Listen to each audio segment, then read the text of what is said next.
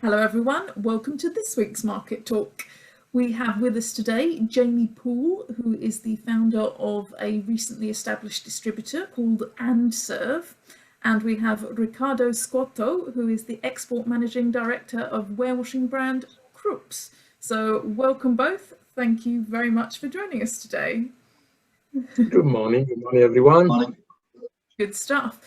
Jamie, I'm going to start with you because we recently ran an article on the Catering Insight website saying that you'd started a distributor just 24 hours after being made redundant towards the end of last year. So can you kind of give us a background of how you've established that and your experience in the industry so far?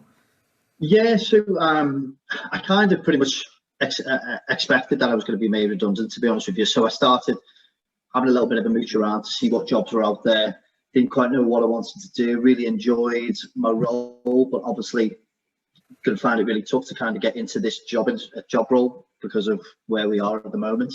And just thought that, you know what, now's probably a really good time to set up my own business and push on with what I love doing. And have a really good go at it, really, to be honest with you. It's either one of them. It was either going to be a great idea to do it or a really bad idea to do it. And so far, it seems to be a good idea. Good stuff. So what was your background in the industry then? Where had you been working before? How had you found the catering equipment side of things? So I originally I've been working. I started working in bars, restaurants, hotels, cafes. As right from the bottom up to kind of management level. I then went to work for a spirit company and did some time with a spirit company, and then I joined an independent distribution company based up in the northwest, where I was involved in catering equipment, and I really kind of fell in love with it, really, so to speak, where I kind of enjoyed what I was doing, enjoyed the equipment, learned so much in those 5 years about the equipment, and also the kind of way to kind of get a distribution business built up and take it to where I am now. And so, Jamie, do you want to tell us a little bit about the focus of the business? I know there's an emphasis on the warewashing side, ice making.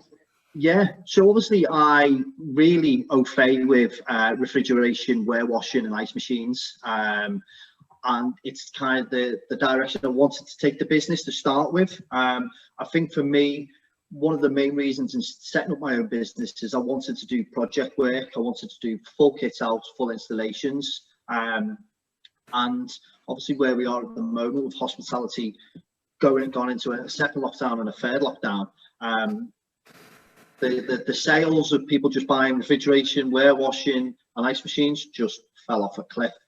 But there are still people out there who are doing full refurbs and opening new sites. So we picked up quite a few project work now. So I've kind of jumped straight into the deep end.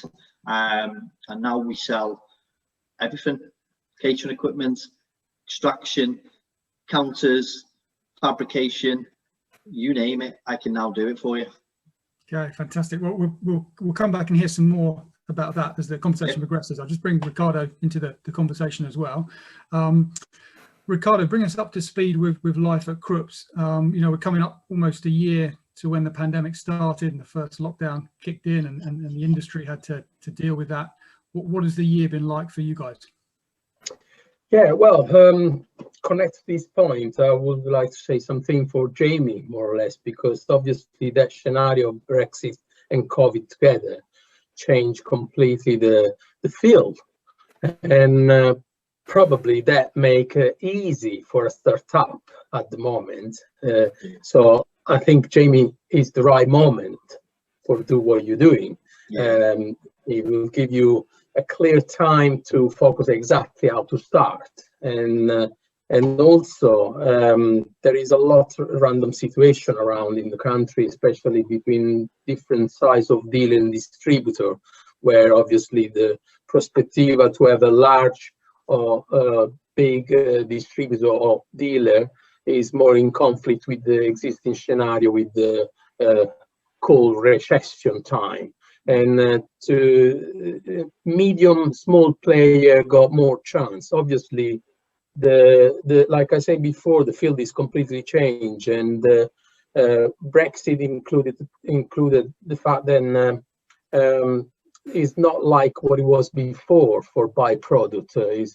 We can buy product until the 2020 straight away from Spain, France, Italy, even one small component, and just dispatch as a normal. And that can be done from anyone, from a small, medium company or a large, big one. Today is impossible. Today is literally completely changed that scenario. And that means then only big structura can carry on with the system if they want to, or the manufacturer need to move in the country and establish the stock, establish the service, the parts, the spare part component, because everything has to be here now. We cannot wait any more months and months of delay for transport or extra cost for any component. So the scenario is completely changed. Yeah, absolutely, Riccardo. So was that kind of influential in Krupps' recent decision to kind of bring its Compack brand over to the Correct. UK and establish a Compack UK base? Correct. What we did in the last couple of years is establish more the position of Krupps branding with the Krupps model, and make sure that we got everything in place perfectly in the UK for answer the new requests from the market, especially now in Brexit, after Brexit, let me say. So we did well.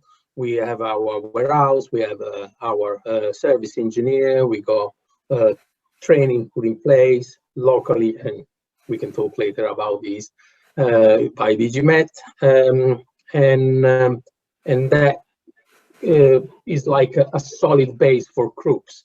In the same time, we did an extra action. It was already in the plan to do in 2020, but the COVID stopped us to do it. Is launch a new branding. Well, it's not new in reality, but it's new for UK.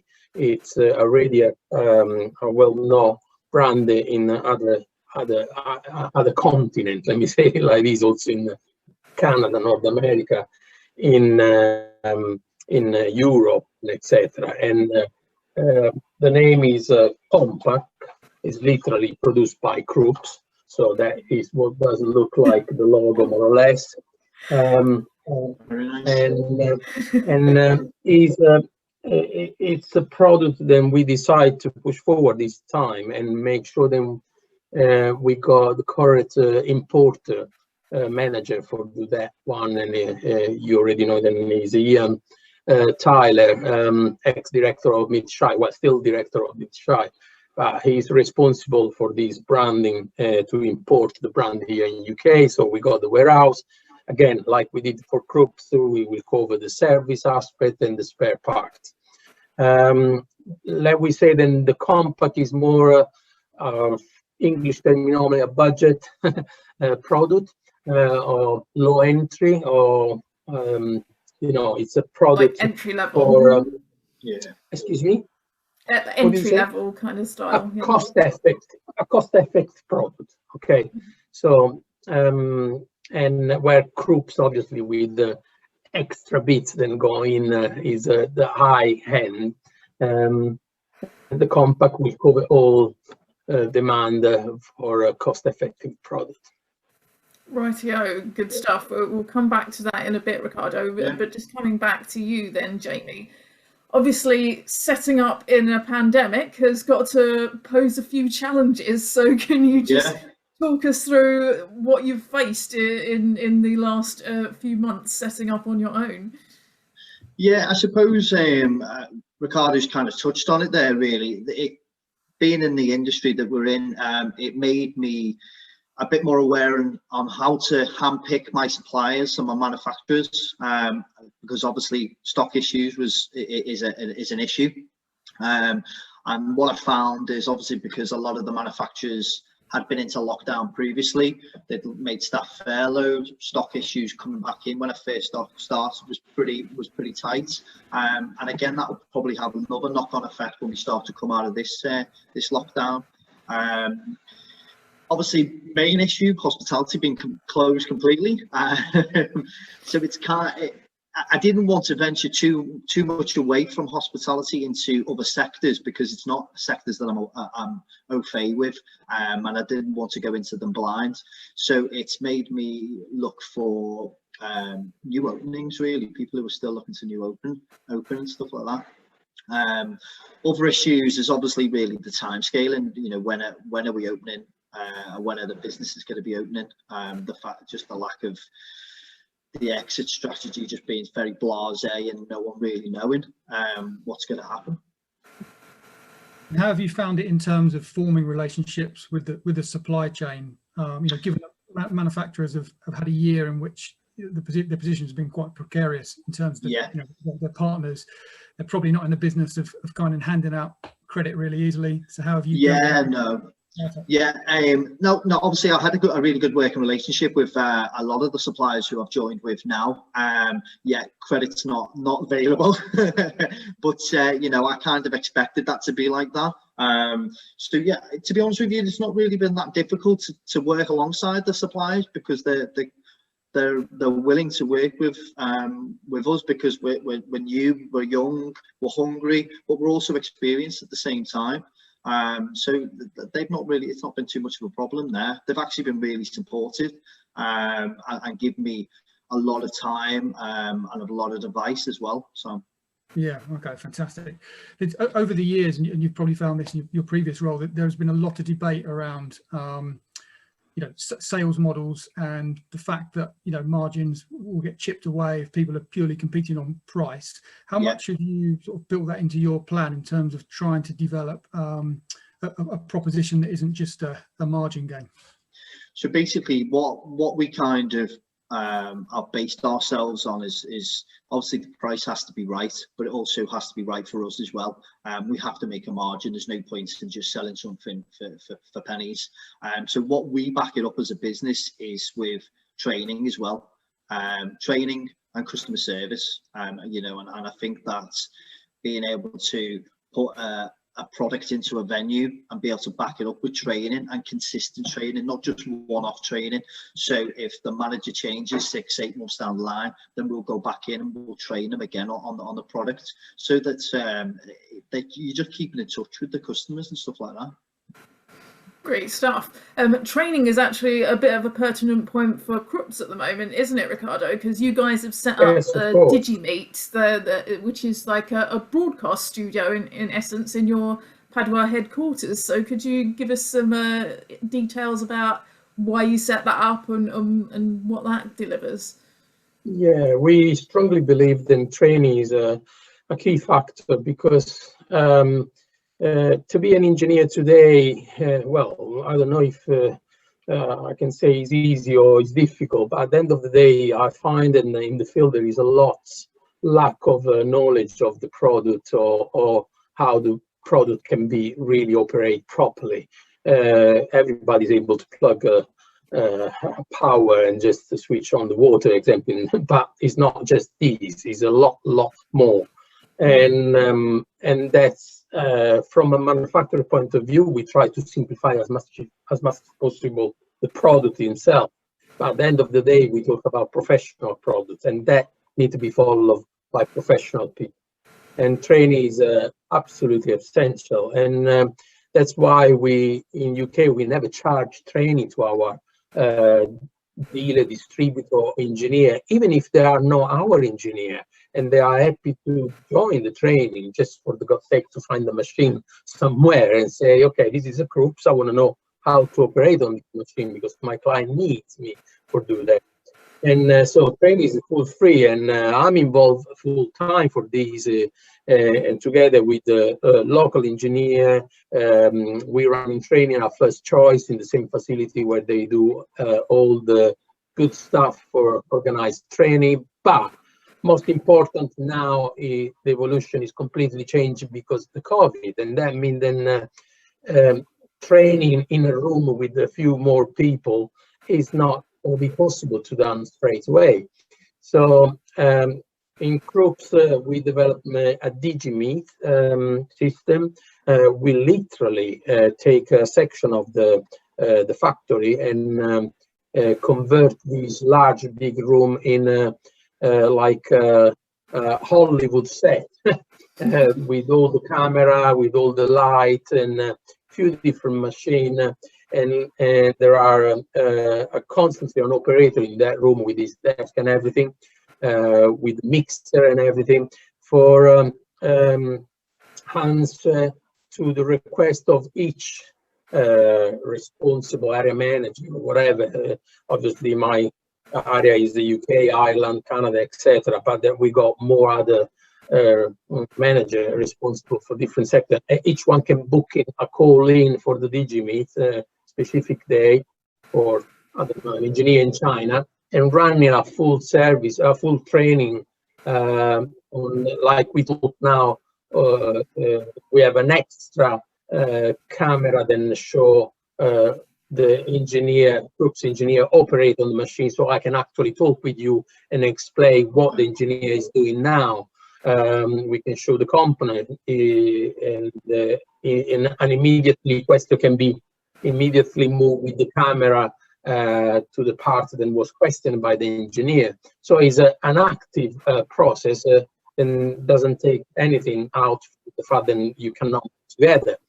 And that can be booking anytime. So it's just between the engineer or the dealer or our part like to join, and we organize the things for them. So it's very effective and very good, very absolutely good. We started during the pandemic in March, and it was incredible, the response. I personally was the first involved for my area, specifically I start from UK, but we have a request to join the training on UK from Malaysia, Australia. So in the same time, we was able to put these people in and just see what we do here.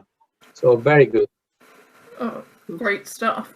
And Jamie, have you seen that basically the only way you get to relate to a lot of the supply chain or to your company or to your customers are through a screen like this? Is everything being done electronically for you guys as well? Yes, it has. Yeah, especially the last year, is very, very like that. To be honest with you, getting to see people through a screen, and it's strange, really, because it's not how I like to work, and it's not how you work in the industry, really. You know, I like to be out there face to face, meeting people, getting to know what they're like, getting to see their venues and stuff like that. So it is very strange, but yeah, it's been like that. You know, I have been doing site visits this year because needs must. You need to get out there and do them. You can't do everything from behind a screen. So as a new business, Jamie, where have you got your initial customers from? So I've been very active on social media. You know, again, just kind of pulling in people, jumping on them. Obviously, I've got a network of people around me that have used me in the past, rely on me. So I've tapped into them. But I've done a lot of networking. I spent a lot of time over the last 6 months as networking with venues, with people who I've got supply chains and stuff like that. So just networking and getting out there, making sure my face is known and the brand is known as well. Yeah, I'm guessing as well, you know, in the industry at the moment, there are people that have sort of faced similar challenges that you did and are considering whether the time is right to kind of go it alone and start their own business. Yeah. What would be your advice to somebody in that position? Just do it. Just don't hesitate. I've thought about setting up businesses in the past, and I've always hesitated as if, you know, what if it doesn't work? What if it doesn't work? And that will always hold you back. You've just got to do it. I literally down tools and went, I'm doing it. I got myself a new laptop and I just started. It literally, and I've not looked back. And I think there's one thing that I always keep thinking about is it will never get any worse than this. This has got to be the worst it'll ever be. So the only way is up. and the future is bright. You know, as far as I see it, and if the future does get bright and we do drop down, then I've been there. I know what it's like. I'll survive this. I'm not starting from really top high. So I just think just down tools and get it done, get it set up. So yeah. Okay. Great stuff. We're coming towards the end of our time together, but I'd like to close with just the same question to both of you. So I'll start with Riccardo.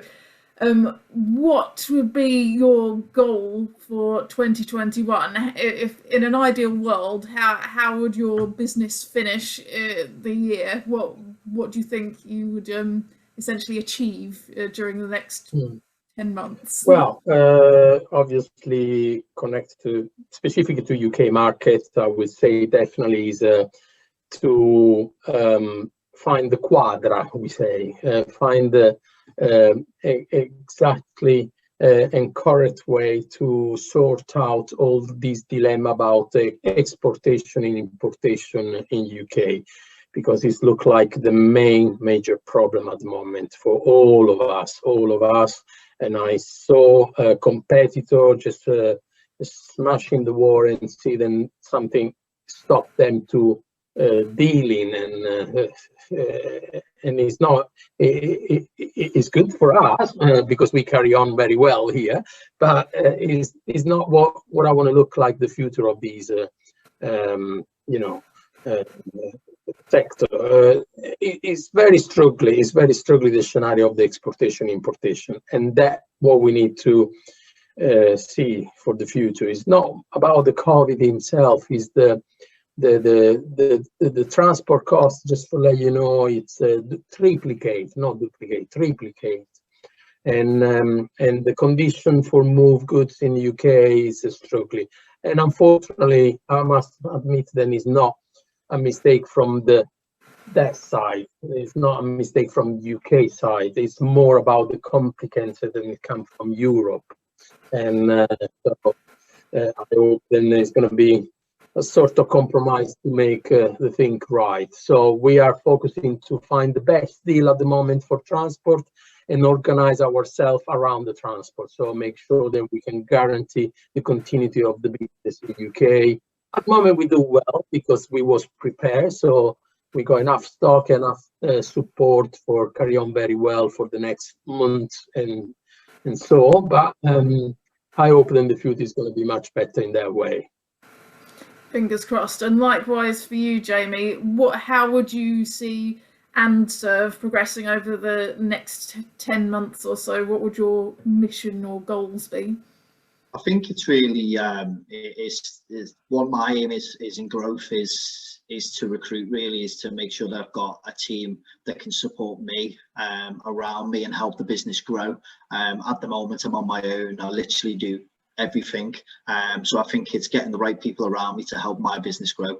That's probably what I'm going to be looking to do in the next 6 months, because there's a need for it now. So brilliant stuff. Well, thank you very much, Jamie. Thank you very much, Riccardo, for joining us this week. And yeah, join us next week for another episode of Market Talk. Bye.